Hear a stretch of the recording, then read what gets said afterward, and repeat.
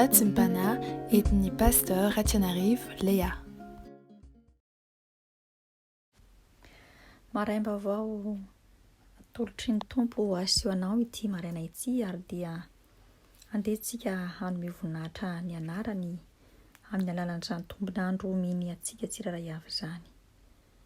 Ary izany indrindra no erabako antsika rehetra tratra izao maraina izao amin'ny anaran'i Jesosy Kristy Tompo avy any Nazareta, ary dia manonona ny fahasoavana sy ny fiadanana ary ny fifaliana ho amin'ny isa-tokantrano amin'ny alalan'izao vatsim-panahy izao. Ny tenin'Andriamanitra anorenantsika ny vatsim-panahy dia amin'ny boky Mika 7:7-20. Mika 7:7-20. Vakintsika amin'ny anaran'i Jesosy.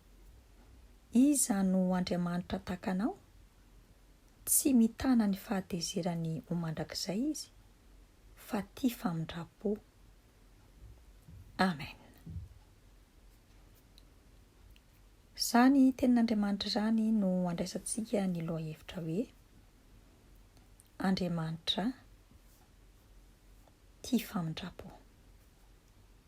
Andriamanitra tia famindrapo.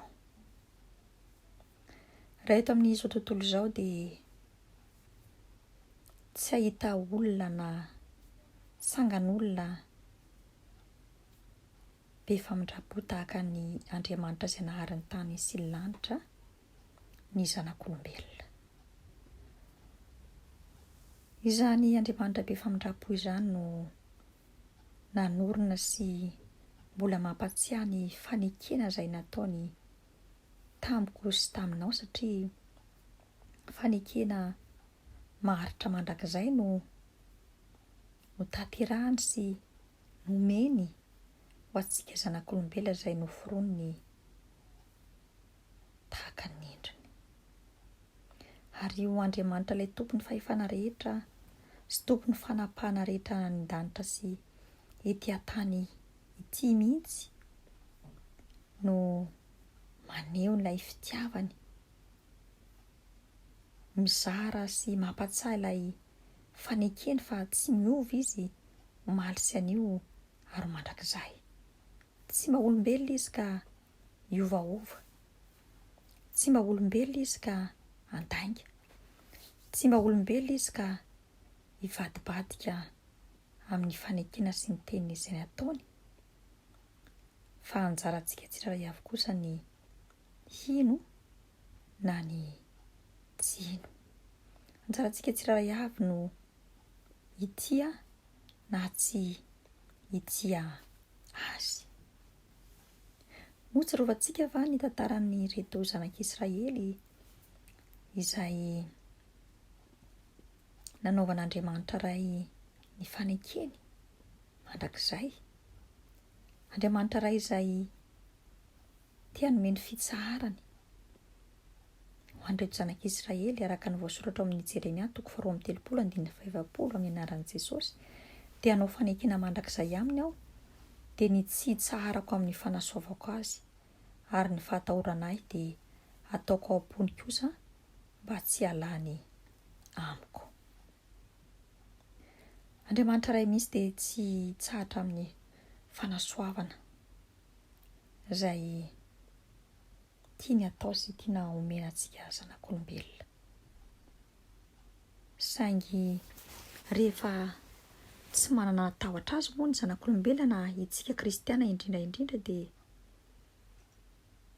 tahaka ny nazo an'ireto zanak'Israely izay mafiatoka ireto, ny amboan'Andriamanitra izy, nanao sampy zava-betaveta maro samihafa,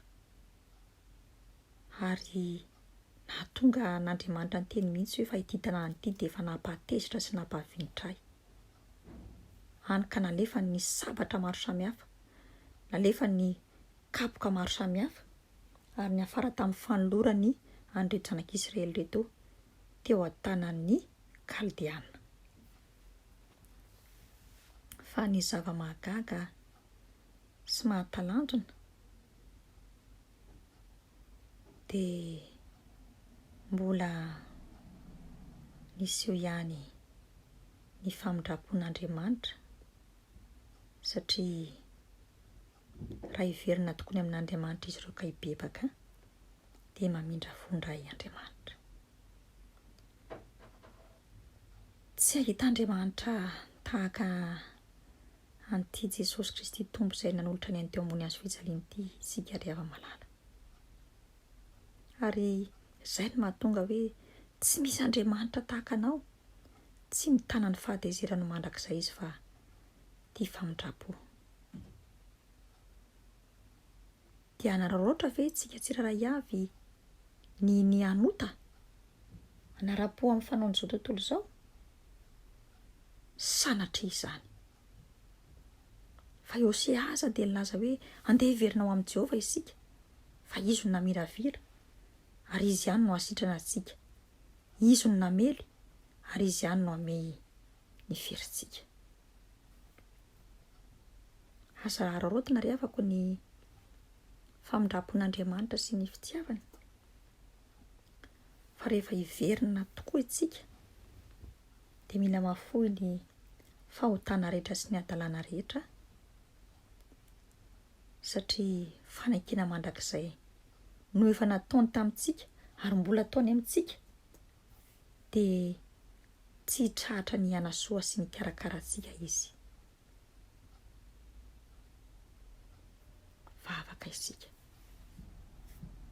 misaotra ry Andriamanitra rainay io, ianao ilay be famindrapo ka mbola nanao fanekena taminay tsiraray avy, tia hanasoa anay kanefa kosa mitaky anay tsiraray avy mba hiainao anatin'ny fahatahorana anao ry Andriamanitra ray zanaka ary fanahy masina. Dia aoka ny fanahinao masina no hitoetra ty anatinay ka hahatanteraka izany teny fikasanao izany ary dia hiaina tokoa anatin'ny famindraponao ny tsiraray avy. Misaotra ry lay be famindrapo fa ny fahasoavanao sy ny fikarakaranao ane ho anay tsiraray avy anio apitso ary mandrakizay. Aleluia. Amen.